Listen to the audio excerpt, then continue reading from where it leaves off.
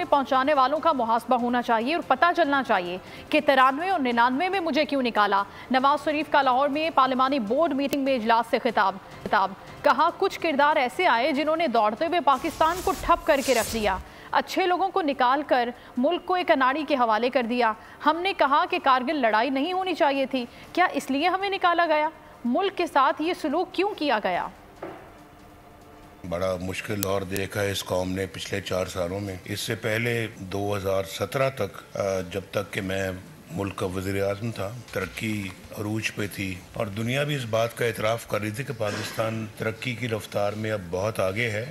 اس خواب کو پورا ہونا چاہیے تھا، لیکن کچھ ایسے عوامل بیچ میں آ گئے، ایسے کردار بیچ میں آ گئے جنہوں نے اچھے بھلے ایک بھاگتے پاکستان کو، ایک دوڑتے ہوئے پاکستان کو انہوں نے بالکل ٹھپ کر کے رکھ دیا۔ مجھے سمجھ نہیں آتی کہ یعنی اس طرح کے اناڑی کے ہاتھ میں اس ملک کی باغ دوڑ کیسے سپرد کر دی جاتی ہے، کیسے دے دی جاتی ہے۔ ہم نے اچھے کام کیے، ملک و قوم کی ترقی والے کام کیے، ہر دفعہ ہمیں نکال دیا گیا۔ کیوں نکال دیا گیا؟ کم از کم مجھے پتہ لگنا چاہیے۔ ہم نے آگے بڑھ کے ایٹمی دھماکے بھی کیے، چاہے وہ دنیا کو پسند آئے یا نہیں آئے۔